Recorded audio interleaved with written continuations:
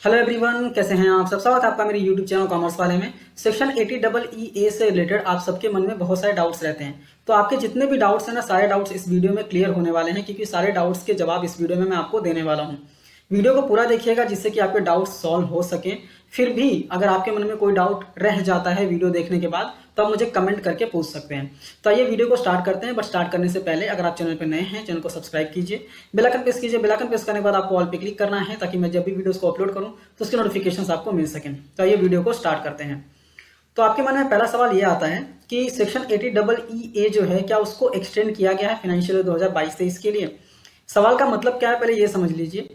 जो लोन है वो अगर अप्रैल 2019 और मार्च 2022 के बीच सैंक्शन हुआ है, तो ही आपको अलाउड है कि आप इस सेक्शन में डिडक्शन ले सकते हैं। तो सवाल ये है कि ये जो 2022 है ना, इसको 2023 किया गया है क्या। मतलब अप्रैल 2022 से लेकर मार्च 2023 के बीच अगर हमने लोन को सैंक्शन किया है, तो क्या इस सेक्शन में हम डिडक्शन ले सकते हैं। तो जवाब है नहीं, आप नहीं ले सकते। ऐसा कोई भी सर्कुलर अभी तक आया नहीं है जिसने डेट को एक्सटेंड किया हो। नेक्स्ट सवाल ये आता है कि ये डिडक्शन क्लेम करने के लिए कोई कारपेट एरिया का लिमिट है क्या। ठीक है, तो मैंने ये सेक्शन बेसिकली अच्छे से रीड किया हुआ है। यहाँ पे जो कंडीशंस दिए हुए हैं ना, उस कंडीशंस में कारपेट एरिया का कोई भी कंडीशन नहीं है। मैंने सर्कुलर भी रीड किया है सेक्शन 80EE से रिलेटेड। सर्कुलर में भी कहीं भी मुझे कारपेट एरिया का लिमिट नहीं दिखाई दिया, या फिर कारपेट एरिया का कोई कंडीशन नहीं दिखाई दिया। ठीक है, बाई एनी चांस अगर कोई कहता है ना कि कारपेट एरिया का कंडीशन है, तो आप उससे सीधा सीधा पूछ सकते हैं कि आप किस बेसिस पे बोल रहे हैं। और अगर वो बेसिस आप बता सकते हैं या फिर कोई लिंक सेंड कर सकते हैं जहां पे मैं रीड कर सकूं, तो मैं डेफिनेटली उसको कंसीडर कर सकता हूं। बट मेरे हिसाब से कारपेट एरिया का कोई भी लिमिट नहीं है। ठीक है, जो कि मुझे यहाँ पे सेक्शन में नहीं दिखा है।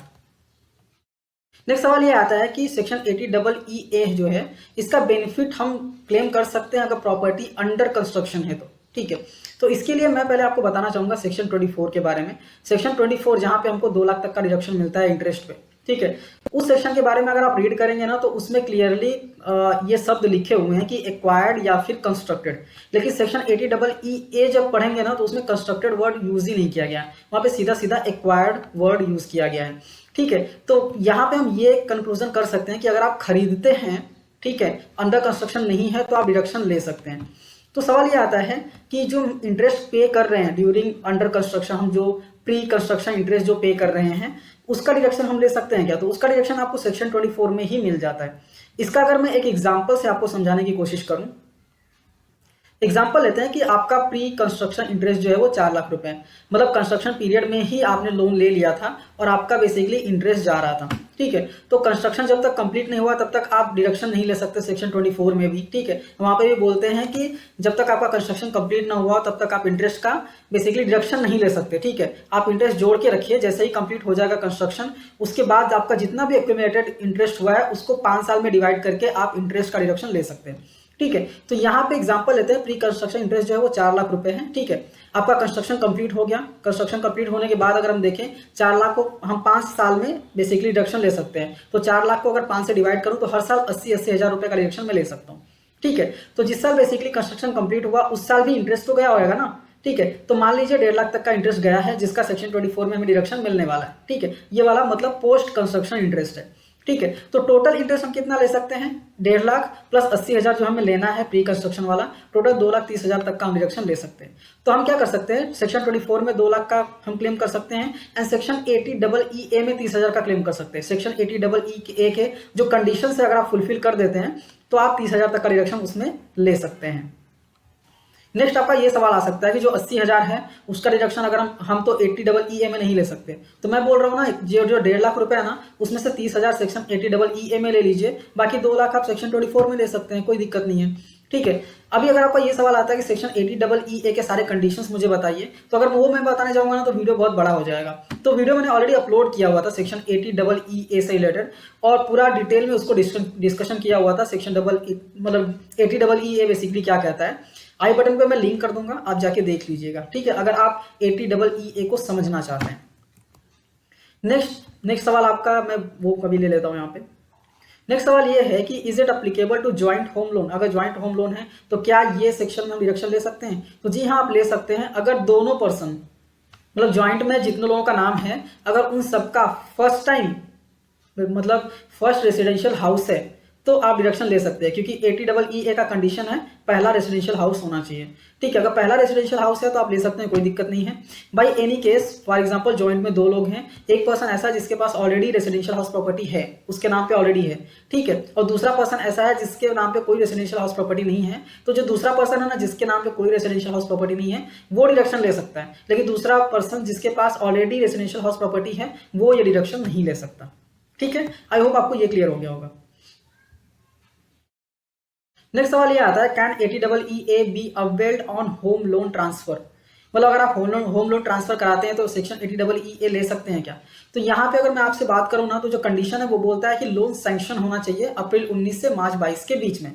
ठीक है, एग्जाम्पल लेते हैं, फॉर एग्जाम्पल किसी एक बैंक से आपने लोन ले लिया था अप्रैल 19 2022 के बीच, ठीक है, अप्रैल 19 और मार्च 2022 के बीच, और उस पर इंटरेस्ट रेट ज्यादा है। अभी आप उस लोन को दूसरे बैंक में ट्रांसफर करा रहे हैं क्योंकि वहां पे इंटरेस्ट रेट कम है, तो आप करा सकते हैं और सेक्शन 80EE में डिडक्शन ले भी सकते हैं, क्योंकि आपका जो सैंक्शन है वो अप्रैल 19 और मार्च 2022 के बीच में हुआ है। उसके बाद आप ट्रांसफर करा सकते हैं, अगर आपको इंटरेस्ट कम मिल रहा है तो आप ट्रांसफर करा सकते हैं और डिडक्शन भी ले सकते हैं, कोई दिक्कत नहीं है। नेक्स्ट सवाल ये आता है कि लास्ट ईयर भूल गए थे क्लेम करना, क्या इस साल क्लेम कर सकते हैं क्या? जी हाँ, आप क्लेम कर सकते हैं, कोई दिक्कत नहीं है। अगर जो सेक्शन के कंडीशन है वो सेटिस्फाई करते हैं तो आप क्लेम कर सकते हैं, कोई दिक्कत नहीं है। ऐसा नहीं होगा कि पिछले साल आपने 1.5 लाख नहीं लिया था तो क्या इस साल में 1.5 लाख और 1.5 लाख 2 लाख क्लेम कर सकता हूं, तो नहीं, ऐसा कुछ भी नहीं है, आप 1.5 लाख ही क्लेम कर सकते हैं मैक्सिमम।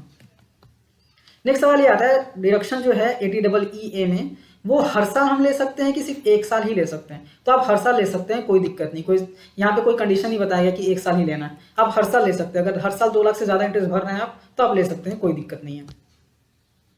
नेक्स्ट सवाल ये आता है कि ITR में कैसे दिखाइए सेक्शन को, 1.5 लाख अगर लेना है तो हम कैसे इसमें ITR में दिखाना है। ठीक है, तो इसका वीडियो मैंने ऑलरेडी अपलोड किया हुआ है कि इनकम टैक्स रिटर्न पे आपको कैसे शो करना है। ठीक है, आपको क्या करना है, यूट्यूब पे आके सर्च करना है how to show section 80EE in ITR, तो पहला वीडियो मेरा ही मिल जाएगा आपको। ठीक है, बाई एनी चांस नहीं मिलता है, पहले नंबर पे नहीं मिलता है, तो आई बटन पे भी मैं लिंक कर दे रहा हूँ, डिस्क्रिप्शन में भी दे दूंगा, आप जाके देख सकते हैं कि कैसे ITR में शो करना है। नेक्स्ट सवाल ये आता है कि स्टैम्प ड्यूटी वैल्यू, ये बहुत लोग पूछते हैं, स्टैम्प ड्यूटी वैल्यू 45 लाख से कम है, ठीक है, लेकिन परचेज किया है ना वो 45 लाख से ज्यादा दिया है मैंने परचेज करते वक्त, तो क्या मैं क्लेम कर सकता हूं क्या? जी हाँ, क्लेम कर सकते हैं, कोई दिक्कत नहीं है, क्योंकि कंडीशन में ना स्टैम्प ड्यूटी वैल्यू बोला है, स्टैम्प ड्यूटी वैल्यू 45 लाख या फिर उससे कम होना चाहिए, 45 लाख या फिर उससे कम होना चाहिए। लेकिन परचेज करते वक्त हो सकता है आपने 46 दिया हो, 48 दिया हो, 50 दिया हो, ठीक है, ज्यादा डिफरेंस नहीं रहता है, बट हो सकता है थोड़ा ज्यादा दिया हो आपने, तो भी आप क्लेम कर सकते हो। बस ध्यान रखना है स्टैम्प ड्यूटी वैल्यू जो है ना, वैल्यूएशन जो है वो 45 लाख या फिर उससे कम होना चाहिए।